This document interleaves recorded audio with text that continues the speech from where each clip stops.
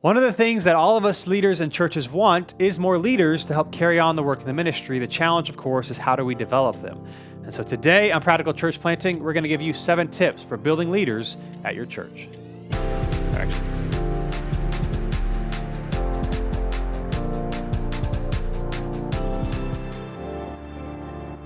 Well, thanks for joining us again today on Practical Church Planting. Today we're going to be giving you 7 tips for building leaders in your church. We all want more leaders. Yep. The question is, how do we get them to come? To lead. Yeah, And to come. to me, this is one of those things that's like like your volunteer or your serve team culture.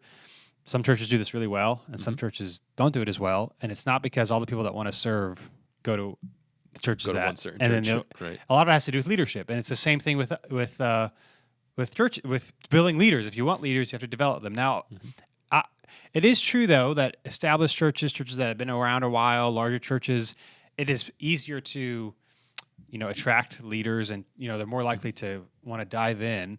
But it wasn't always like that for them. Yep. And it's not impossible for small churches. In fact, there's a lot of opportunities for smaller churches because there's a lot less hoops to jump through, and there's a lot greater need, and it's a lot more obvious need. And so, while you could say it's a little bit easier for the large church down the street to get and gain new leaders, it is possible for you to do it. It's not that all the leaders go to one church. So Yep. we're going to tell you some practical things on how to do it. Some of these things may be more reminders, but hopefully a reminder to actually do it. And some of that stuff might be some things that you could actually try that you're not doing. So Yeah, I would say especially if you're smaller church plant, if you don't have any leaders, or if you're sole staff and trying to bring leaders up, and you're wondering why you don't have any or whatever, I would say you probably have, like, some of these may seem a little obvious, but I would say you probably haven't done these things. Yeah. If you don't have anyone that you see as leadership or leadership potential, where some of these may seem like we may know this, like you said, maybe a reminder. But I would say if you don't have any, you probably haven't actually taken the step to actually do these things that we're going to tell you to do. Yeah. So here are 7 things you can do to build leaders in your church. Number 1 is to invite them to take a step. Now, this one may sound obvious, but is often, in my experience, doesn't happen. So what we assume will happen is if there's a leader that shows up, they will say they want to take on more responsibilities, and you give it to them, and you're wondering why that person hasn't shown up for you. We have found is that often the case is that people are willing to do more, maybe even want to do more, but often feel like they are not adequate, or they are not trained, or they don't know enough. Especially, it's funny, especially in church world, even if the role or responsibility has nothing to do with theology or anything like that, people in the back of their mind are still thinking, well, I've never been to seminary and I've never done this. And it's like, it has nothing to do with that. But because it's church, people have in their mind that they're not qualified, or maybe they feel like they're not holy enough, or whatever the case may be. And so what you often have to do is you have to take the first step and invite them into it, for them to even think of, oh, I never even knew this was an opportunity for me. Yeah. So obviously when you're smaller and you're just starting out, this is really easy. And even if you've gone along for a while and you're not a church plant, you can forget. So for us, if you came to church to New City on a Sunday morning, you wouldn't view this as like a church plant. I mean, we're not, but like an under 5 years, like you would just assume like everything's like figured out, which it's not.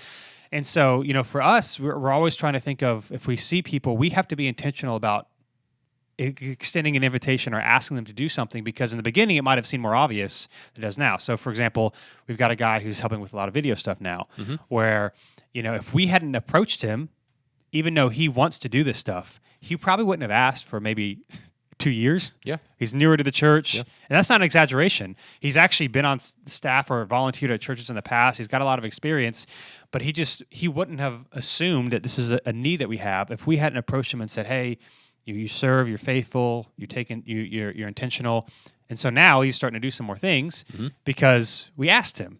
Now, again, it's not always to say if you're going to ask someone, they're always going to do it, but this would be an easy thing for us where he would not have done anything if we hadn't asked them. So the encouragement to you all to say is that if you see people who you can trust, who are taking initiative, who you don't have to ask to do the same thing over and over again. Like, it's one thing to ask somebody to do something if they're new and they're not sure, but once you ask them to do it, if they're always doing it, if they're always on time, it probably means that they care and they might be willing to do more, but they probably aren't going to say anything to you. So the most basic thing is to invite them to take a step. Don't assume that they're just going to bring it up to you. Yeah, and this is kind of what I was referencing earlier, is if you have no one that you have in any like leadership role, or you're looking for leaders, I think my first question to you is, who have you asked to take on any responsibility? Yep. And if the answer is nobody, then I think that's the biggest issue. Like, I think we all wish someone would just like kind of come out of the woodwork and be an expert in some field that we need and take off in this new, whatever, lead this new ministry or lead something that we really need leadership in.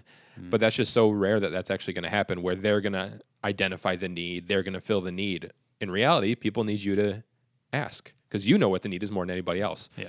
So if you're looking around and saying, I don't know who's a leader, who can, step up, I ask, who have you asked to do anything? And if the answer is nobody, then I think that that's your first step and where you need to begin. Yeah, and you might not know if like this person's going to be some amazing leader of an entire ministry, but you don't have to ask them to do something that large. Just ask them to do something small and see what they do. Have conversations with them. Yep. But I think one of the biggest mistakes church planters and church leaders make when they don't have enough leaders is they're not intentionally asking people. They're just assuming people are going to come to them when they may not feel adequate. They may feel intimidated.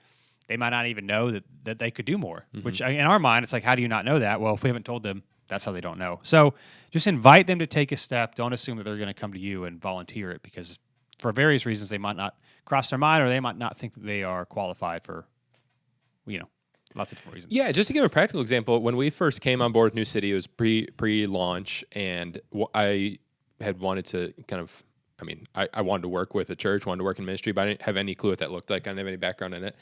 And so, it's a little bit different, because obviously I told Dylan and stuff that I wanted to do more, or wanted to, be involved pretty heavily. I don't remember if we had actually talked about working or not at that point, but I didn't know what that meant. And so if you would have just been like, well, what do you want to do? I don't know. Like, I didn't even know what that meant at that point, And do you remember what the first responsibility you gave me was? I have no idea. Asked me to research which tent to buy for like our parking lot. Oh, we had a tent, and the research was find the cheapest one. But that was and I still remember that because that was something. It wasn't like, obviously it wasn't like the most exciting thing.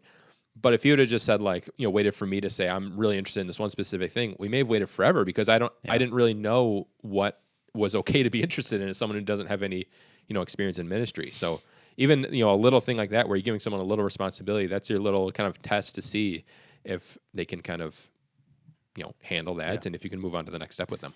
Yeah, that's a good point. Even if you think about your own journey into ministry, you probably weren't sure what you wanted to do, but you wanted to be involved, and you didn't know the first step. And I think this is true for a lot of people, that they might want to help out more, but they don't even know what they want to do. And so giving them small things to figure out what they like and what they don't like. I was a part of a church plant before we moved to Raleigh and planted a new church, and we planted a new city, which is really helpful, because I knew I wanted to be a church planter. I knew I wanted to be a pastor one day, but I didn't know, what do you do besides preach? I don't know. Yeah. So it gave me the opportunity to try things and to do things and to learn what I liked and what I didn't like. And so all I would say, invite them to take a step, give them, see what they might not even know what to do. So give them small things, see what works, see what doesn't. Yep. Number one. Number two is to then give away responsibility, which sounds obvious, but what often happens, or what can often happen, is you ask them if they want to do something, you kind of let them do it, and you micromanage, and you look over their shoulder, and then you go with something else that they didn't do. And of course, there's the appropriate of trying to teach someone, train someone. They have to build trust. But if you're going to allow someone to do something, you have to allow them to be the one who owns it and has the responsibility. That's one of the things we try to do with our with staff here at New City Church, is to remind people, hey, you're in charge of your thing. So you'll get feedback. Even if you get feedback from me, unless I say you have to do this, don't assume what I say has to go, because you're leading the department, you're doing this thing, you know more about it than I do. And so I'll actually allow them, as they build up trust, to make decisions and to do things, even if it's not the way you would have done it, as long as it's still a good way of doing it. That's the only way they're going to grow, is if they actually feel like they're allowed to do what you've asked them to do. Yeah, and this, just kind of going along my journey here in New City, we started with buy a tent, and I don't remember. This is dumb, but if Brian said, here's a tent, and let's say I researched a tent and I found a tent that was $10 cheaper, and then I went with the tent I bought. Well, true. That would have been that would have completely gone against. Negated all my work I put into right. it. But even still, we got the tent, whatever, and I don't remember what the next couple things were. But if that was just continually just saying, hey, can you pick this thing up or do this little minor task, eventually it would have been like, well, this isn't any, this, I don't want to be not that there's anything wrong with it, but I don't want to be administrative assistant forever. You know what I Yeah. mean? And that's not really the kind of expectation I was thinking coming in. But if there was never any responsibility given, if it was just kind of, hey, do this, and then once that's done, do this, and then once that's done, I would have never seen as like, myself as one that could really lead anything in the church, and probably wouldn't have stayed super long. But eventually moved into, hey, what does it look like to do bookkeeping and stuff like that, and kind of handed over some responsibility to where then it kind of, slowly kind of came into focus of, oh, this is what it looks like to work in ministry, and kind of the facet that I was interested in, and that I had, the ability to do. And to actually see, taking over some responsibility actually led to us being here long term. And I don't think that would have happened if no responsibility was ever handed over, and it was just kind of a on the side kind of, little thing here and there, and never actually led into anything that was a little bit more serious. Yeah. Yeah. And I think that's, again, remember, if you think about your own journey, when you started out, even if you start making decisions, there's a lot of self-consciousness. There's a lot of, I don't know if I'm making the right decision. So I think it's on you to remind people, to tell people, hey, I trust you. Hey, you can do this. Like letting them know, even though you know it in your mind, they probably don't think it. If they're new to it, they don't want to make the wrong decision. So I think there should be a lot of encouragement on your end to just remind people from time to time, we're going to do whatever you want to do, and encourage them that way. But if you ask them to do something, I know the 10 example is a small one, but you would have been like, why did I do this? Mhm. If $10 is not a big of a deal. So just spend the extra $10. If you ask someone to do something, you're gonna have to do it. Because remember, this is it's a long-term investment. So the guy that's starting to do the video stuff, well, he has got a lot to learn. Mhm. And so some of the stuff he's doing right now is not to the quality that Brian's doing it. But it's okay because it's a long-term training thing, so that they take off your plate. So you're gonna have to expect maybe the quality to maybe go down for a little bit, so that long-term, it can go up and not be on you all the time. Yeah, and I think, for example, we have a worship director who leads worship, leads Sunday mornings, all that stuff. But he's trying to build up other people that can also lead, not necessarily like to the same capacity as him, but that can lead if he's not here, or just to kind of bring them up as leaders. And so one of the things kind of that he and I were talking about is, if he has someone else that leads a Sunday morning, which has happened, they need to at least have some. If we're saying they're leading something, they need to have some freedom to do something. Yeah. In other words, you really can't say that someone's a leader if their leading is just doing everything that you tell them, and then just kind of reiterating it to someone else. That's not leading. That's just being a body. Yeah. So, and obviously there's confines. They're not a staff person, so there are certain things that we do that they need to kind of work in. It's not like they just have free reign to do whatever. But if you want someone to be a leader, they need to be able to have some freedom, have some responsibility to kind of make their own decisions to an extent. And you kind of have to decide what extent that is. But if your kind of idea of leadership is, put someone in this role, but you're constantly telling them what to do, what needs to be done, what to tell to their team and things like that, then you didn't really bring up a leader. You just kind of brought a body that can relay things from you to somebody else, which I don't think any of us actually want in reality. Yep. So number 2, give away responsibility, actually let them do it. Number 3, this is something we've learned from experience that you probably might not think about, but you'll be glad that you do it. And here it is. Set up quick feedback loops. And what we mean by this is set up regular, weekly, bi-weekly, or twice every other week, however, depending on what they're doing and how often they need to have follow-up. Go ahead and set it up now, because what will often happen is, if things are going well, you kind of talk here and there, that's fine. And then when there's a problem, you now need to meet. Mm-hmm. And it can be this awkward thing where we have to talk about it. Well, maybe it's not that big of a deal, but something that went wrong, something that needs to be addressed, because you have to set up a special meeting for it, it can make it seem like it's something that it's not.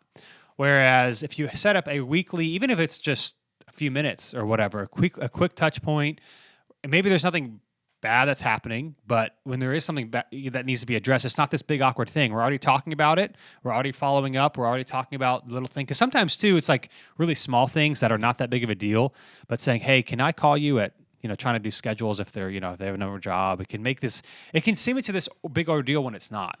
Yeah. And so if you already have these these already scheduled times you're going to talk, it allows you to address small things before they get big, or big things without it making it awkward. Or even for us, we've got 5 people on staff, so we're not very big. Mm-hmm.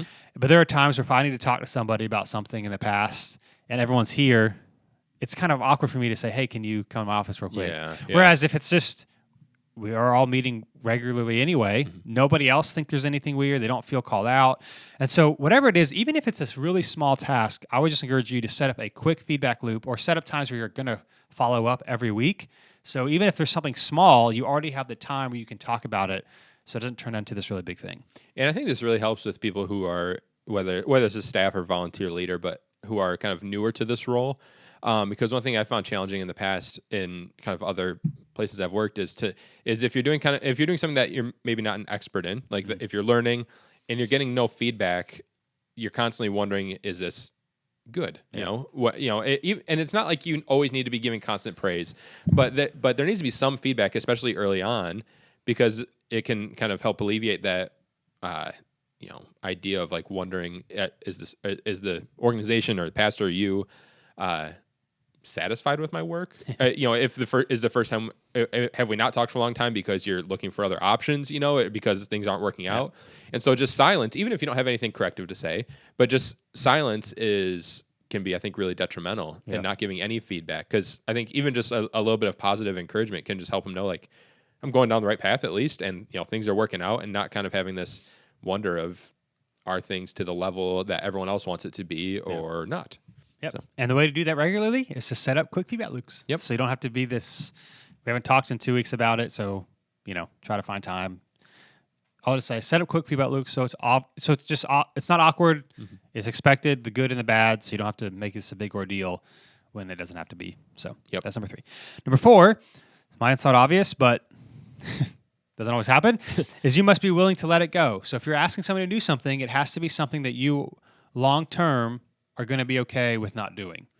Don't ask someone to do something just to give them something to do that you are really passionate about. Yeah, or if they're not doing a good job, that you have to be willing to say, hey, this isn't working out. So for us, like I'll give a real example. For us, I do our social media stuff, which is not amazing. Like I'm under no illusions. Now we talk a lot about social media on this thing, so it's consistent, and we try stuff and we do stuff, but it's not the best thing ever. But all that to say, I do have opinions on it, even if I'm not the best one for it.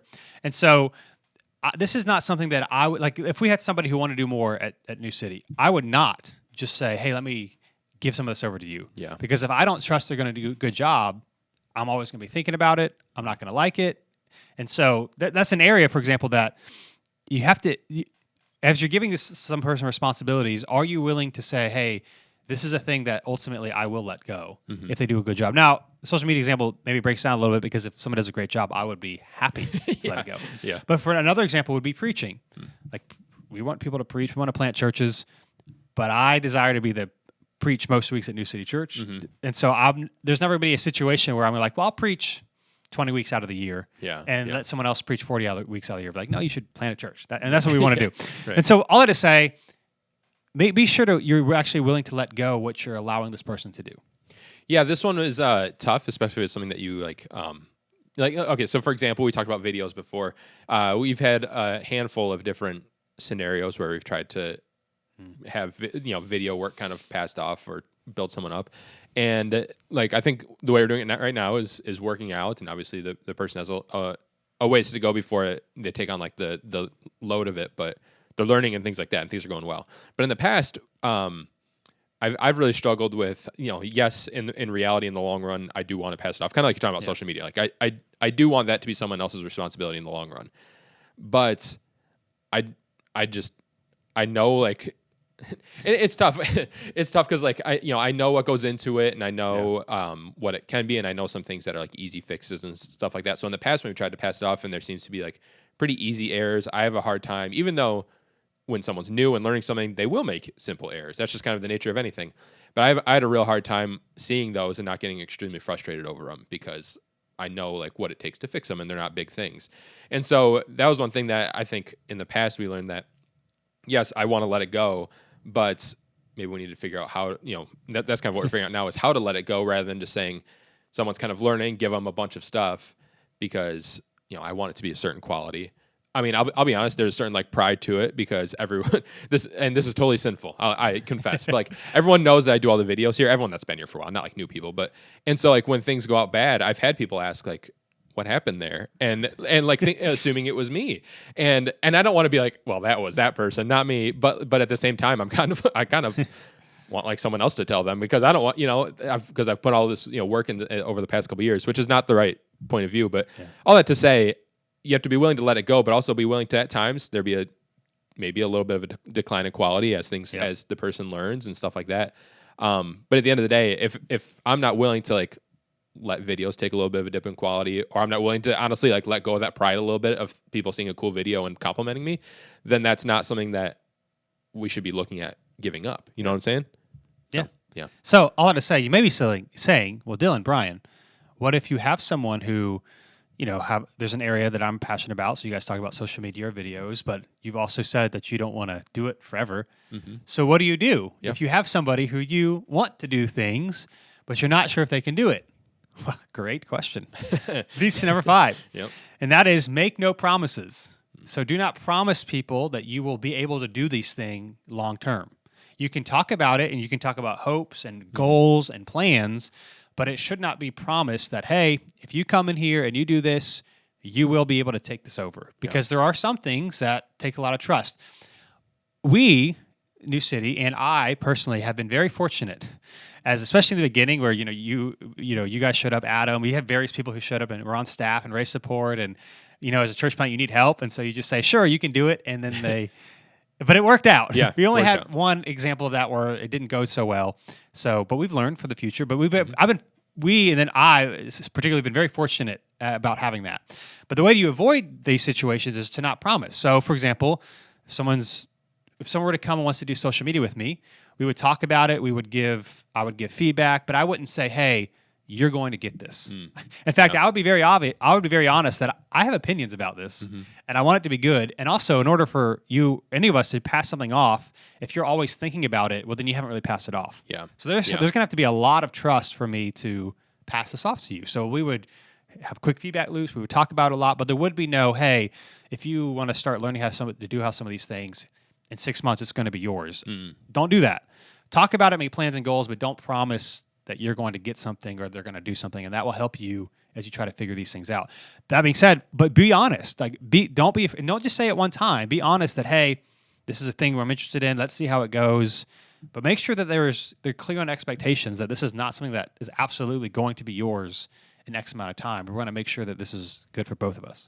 And honestly, unless you're bringing on like a full-time staff member person, most people will be just fine with that. Like, I don't think most people going in, especially if starting off, whether it's a volunteer role or a part-time, support raised, whatever role, I don't think most people are going in saying like, I'm going to run this entire big thing. Yeah. That may be what it turns into in the future. But if you're having them help out with something like social media, or having them help out with something like production, most of the time the end goal in their mind is not, this is going to be mine forever, And so giving them these kind of false hopes, I think actually, like you said, can be a deterrent and can be something that really kind of puts you in a bind, because obviously you want to honor promises. Like if you say you're going to do something, you want to do it.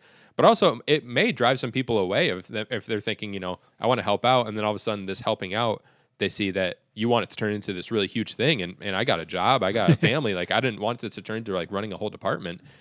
Then you may actually drive out some people that are pretty high capacity leaders, but maybe on a part-time schedule away, because they think you have higher hopes for them than they do. Yeah. So the leadership axiom, I don't know what that means, but people use that word a lot, so I think it's appropriate. They say hire slowly and fire quickly. Now, I mean, this applies to people that are serving. Like, bring them on slowly instead of all at once. Now, again, we understand the tension.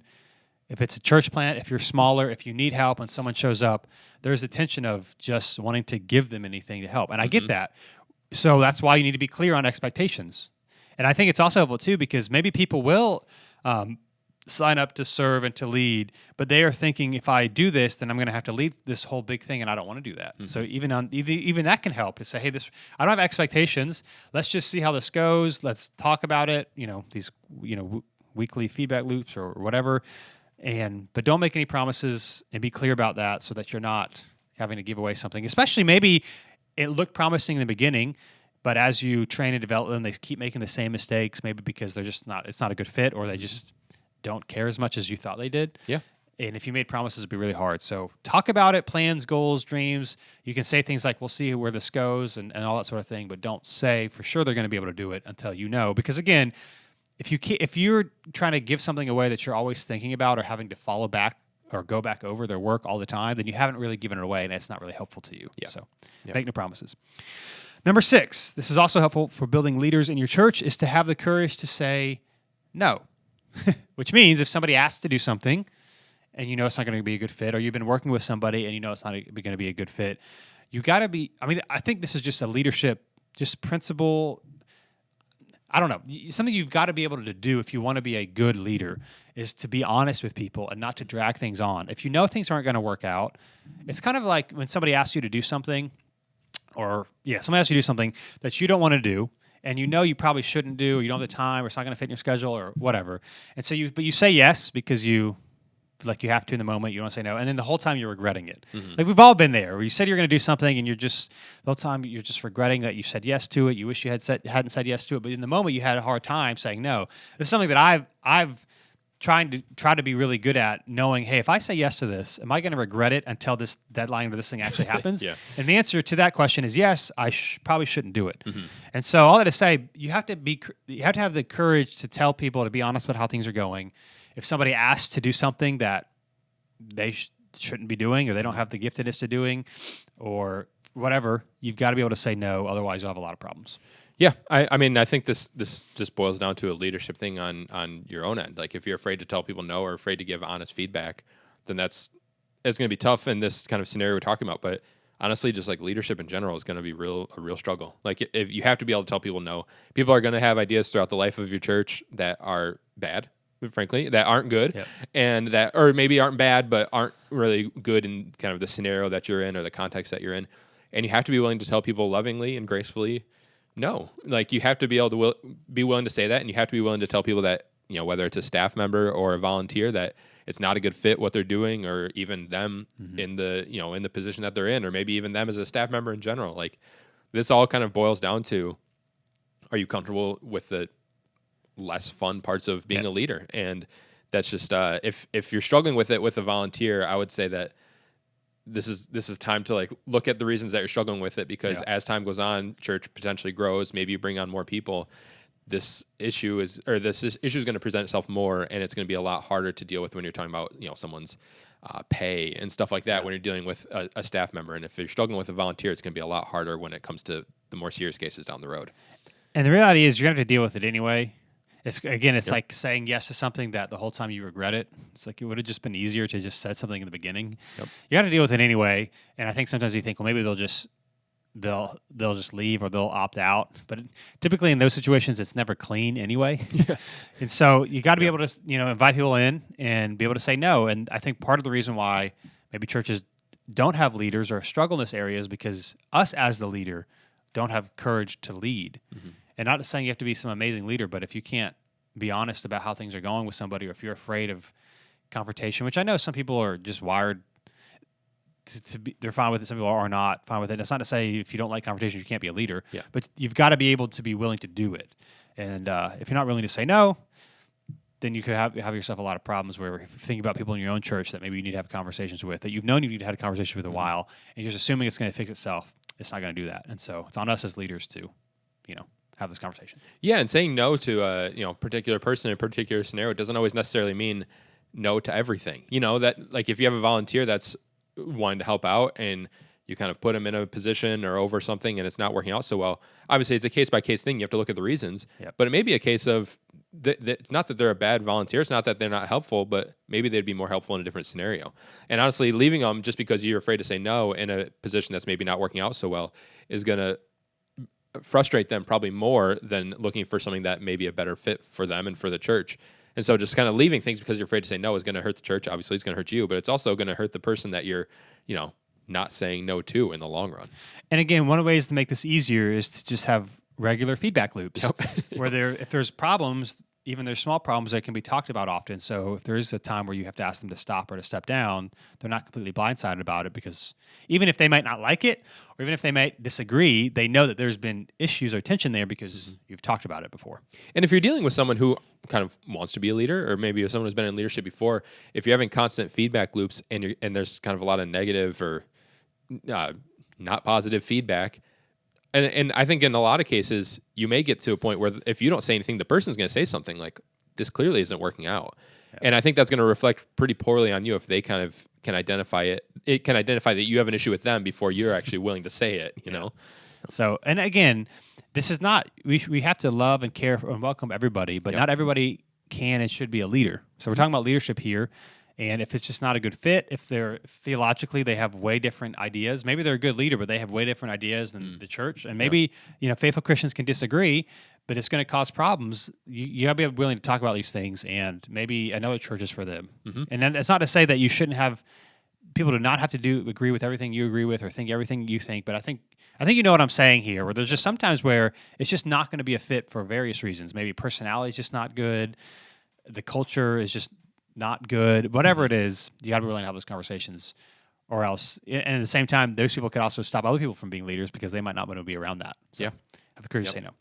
And then last but not least, this is kind of like a pro tip, something that I have seen people do. If you do this, you prohibit leaders from developing, even if you're not trying to do it on purpose. Let me say what it is and explain. This is don't answer questions that the leader can answer. And this is especially true if you were over something or a department or something in your church and you're passing off leadership to somebody else. Well, people are going to keep going to you because they're used to you being there.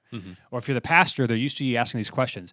The best way to get people to stop asking you questions about things that you're not over is to not answer them. Yeah. They will always ask you questions that you give them answers to. And if you don't give them the answers, they'll stop asking you.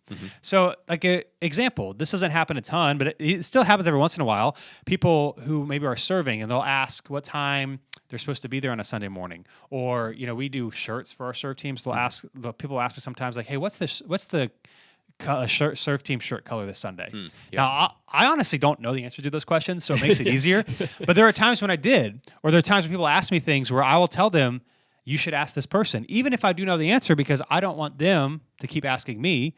And I also want them to see this person as be able to answer their questions. And so there's also been plenty of times in New City where somebody has asked me a question that I know the answer to, but it's not about me trying to be unhelpful, but it's like there are certain situations where if you keep asking me this, you need to ask them because they can do it. So I won't give them the answer, but I'll tell someone, hey, I'll say so-and-so is asking me this question. If you want to reach out to them, whatever. But if you want people to stop asking you questions and you want to see someone else as a leader, don't answer the questions for them. Now, again, it's different if it's Saturday night and someone at 6 o'clock is like, hey, what time am I supposed to be there in the morning? Sure. Yeah. You could text back and say, hey, reach out to this person. But, you don't want them to be late. Maybe they don't get to see. So there are times where you should answer it. But if someone's asking you questions over and over again that someone else should answer and you want them to see that person as the one in charge, do not answer the question. They'll stop asking it to you and they'll start asking it to the appropriate person. Yeah, this is one of the, I think, challenges, especially early in a church plant, is getting people to see someone else as leadership, especially if you didn't necessarily launch with multiple leaders. So if you kind of launched as being sole leader and now you're trying to bring up other people, I think it's going to be real challenging for people from the beginning to see someone else as a leader. Especially if you don't do this, especially if you're still willing to address any issue, still answer any question, still kind of jump in that position if that person's not around, And so part of it is you having to be willing to obviously see them as a leader. And part of seeing them as a leader is allowing them to have responsibility over the thing they have responsibility over. And so if someone's asking you questions, like you said, yes, of course, there's exceptions. If it's an emergency, answer a question. But you don't want to be unhelpful, but you want to make sure that person knows this person's over it. So even if you need to answer it, it's, hey, this is the answer. But in the future, this is the person that you can ask and that has all the answers, But if you don't give that, if you're constantly answering questions, people are never going to see someone else as a leader. They're going to see them as, honestly, whatever, assistant, helper, someone who's there to help out, but they're never going to see him as someone who is actually in charge of anything. They're just going to see you as a sole leader. And again, it's not about being a jerk. Like, it's not like you don't want to answer those questions. And there's also the balance of, do people, how much trust or respect, or how much do they trust the person in that leadership position? So for example, if somebody asks me a question about kids ministry and I know the answer, I'm going to answer it because I get very few questions about it. Everybody knows Brittany's in charge of it. Nobody's ever asking me a question because they don't trust Brittany or because maybe they're just forgotten. It's just like I get, so that's part of it too. If you have someone who's new in a new position, you might be more apt to say, hey, why don't you ask this person, unless it's someone who, again, has been in that position a while, and maybe the volunteer has just forgotten, and it's an easy thing. If that makes some sense, there's part of that as well. So again, if someone asks me a question about kids, I would answer it because most people don't ask me anything about kids. And they know that Brittany's in charge of kids, so it's not a weird thing. And I think some of it is you need to. I mean, everything is a little case by case, and I think some of it is you need to. If someone is continually asking you, you need to kind of see if there's a reason. Like, say for example, someone continues to ask Dylan something about I don't know, hospitality, and he's not over it. And he said, this is the person to contact. But they keep asking. I think it might be a good idea for Dylan, or you would have a conversation, or to ask them, Yep. is there a reason you keep asking me? Maybe there's a reason or maybe there's an issue with the leader that you just don't know. Yeah. If you get the same question from multiple people, Yeah. there's probably a problem. Yeah. But even for us, we went back to 2 services recently. So some people asked me what Mhm. time was the serve team meeting, and I never answered the question. I said, I don't know. Ask Abby. Yep. And again, I expected that because people don't always listen, read their Mhm. emails. But for 2 months in, and people were to continue asking what time was a serve team meeting, well, that would be an indication that something's not being communicated. Exactly. Yeah. But don't answer questions that and you could. Here's another practical way. Sometimes people might email you a question, and it might be a jerk to email back and be like, "Ask this person." Yeah. It might be simple. So what you can do in that situation is reply. Also copy the person that should have emailed, Mhm. so the other person that they know people were asking this, and just say, "Hey, here's the answer to the question. I've also attached this person on the email. Any other questions about this in the future? They'll be happy to answer it." So Yep. it shows them that this is who you're supposed to go to. But we do this unintentionally because we're just trying to be helpful. But think in your church, people you're trying to pass things off to, if you keep of where are you answering questions unhelpfully, so where you could just say, "Hey, why don't you ask this person?" And again, there's tact to it. Sometimes you just answer the question, but I think you Yeah. understand what we're saying here. If you're gonna keep answering questions, people are gonna keep asking you, and if you don't answer the questions, they'll eventually start asking the person where they can get those answers from. Yep. Exactly. So don't answer questions; they can answer. That is a great little pro tip for building leaders in your church. Hopefully, this episode was helpful. If you are a church planter and you're looking for more tips and advice, make sure you go to practicalplanting.com/launch, where you can get our Growing Your Launch Team course, so you can get a workable plan to grow your team, raise money, all that sort of thing. Yep. And as always, if you're on Facebook, join the Practical Church Planting Facebook group. A lot of people in there asking questions. Help you out as well. That's right. So thanks for listening. We'll be with you next time on Practical Church Planting.